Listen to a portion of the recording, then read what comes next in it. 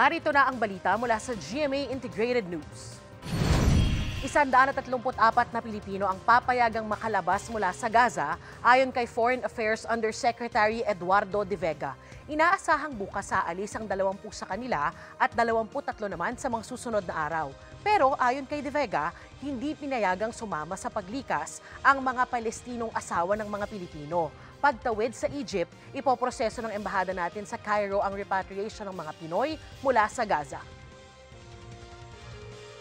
Para sa mas malaking misyon at mas malawak na paglilingkod sa bayan, ako po si Darlene Kai ng GMA Integrated News, ang News Authority ng Pilipino.